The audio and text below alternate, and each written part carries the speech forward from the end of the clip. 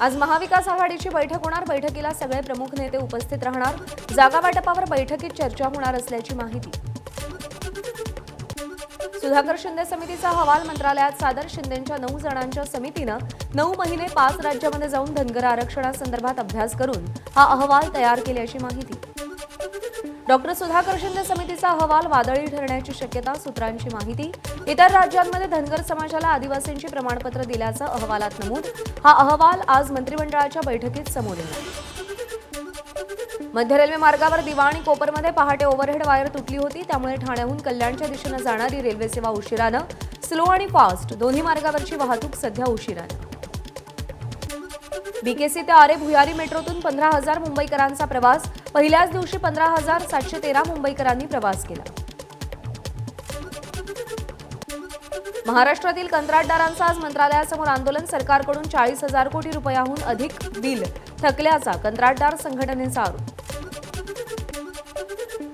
मुंबईतल्या आशा वर्कर्सचं आज आझाद मैदानावर धरणं आंदोलन। दिवाळी बोनस आणि अन्य मागण्यांसाठी आंदोलन करणार असल्याची माहिती।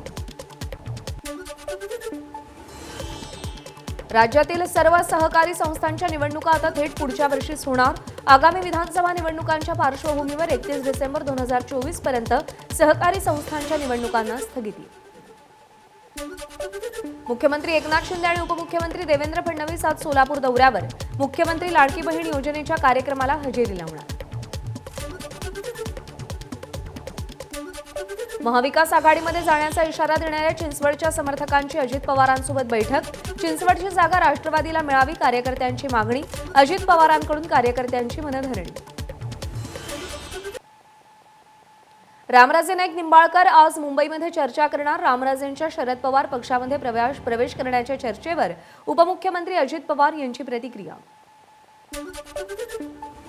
शरद पवारांकडून इंदापूरमधून हर्षवर्धन पाटलांची उमेदवारी जाहीर। 14 ऑक्टोबरला फलटणला जाणार। रामराजे नाईक निंबाळकरांच्या पक्षप्रवेशावर पवारांचं सूचक वक्तव्य।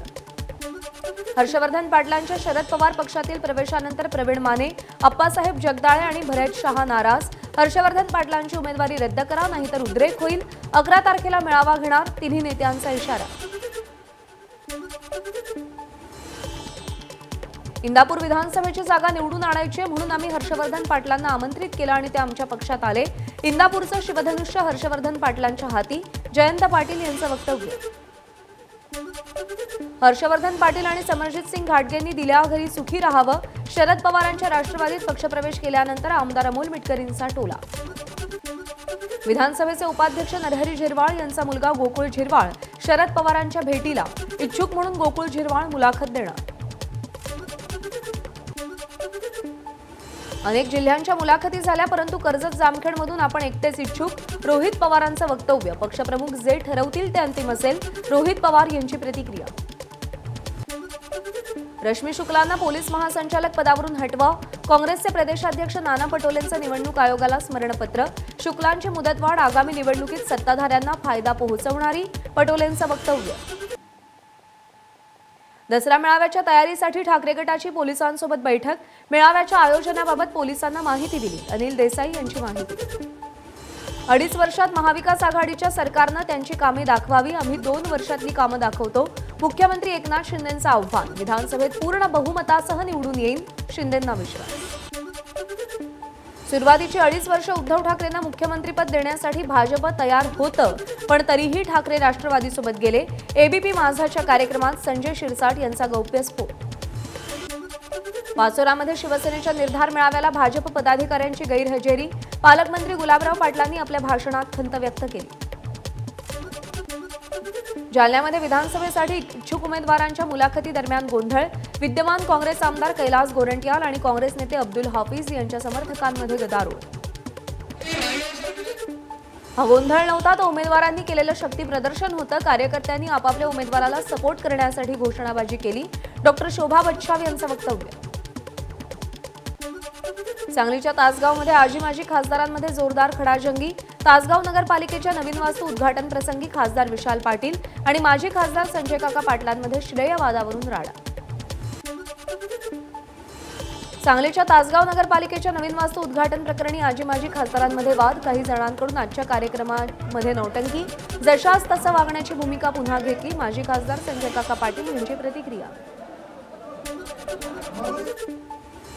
कुणीही राजकीय स्टंटबाजी करू नये. सगळेच राजकीय नेत्यांनी मिळून मिसळून एक दिलानं राहावं.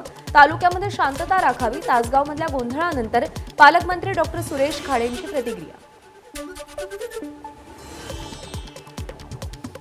श्रेयवादासाठी काही मंडळींनी कार्यक्रमात गोंधळ घातला. तासगाव आणि कवठे महांकाळ तालुक्यातील मोगलाई लागली नाही. आजी माजी खासदारांच्या वादानंतर रोहित पाटील यांची प्रतिक्रिया.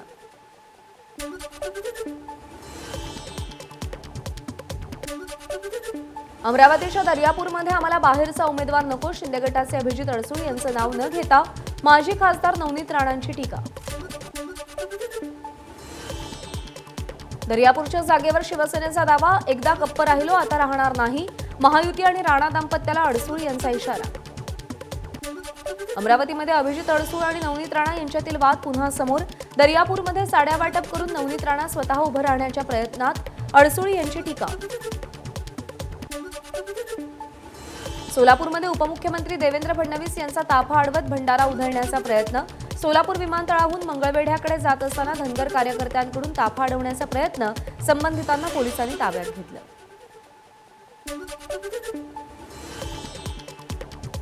रत्नागिरीमध्ये मंत्री उदय सामंत यांना काळे झेंडे दाखवले. वक्फ बोर्डाच्या कार्यालयाच्या उद्घाटनावरून वाद.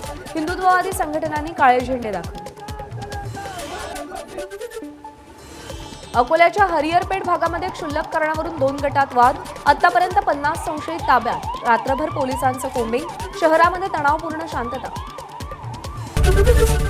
एबीपी माझा, उघडा डोळे बघा नीट.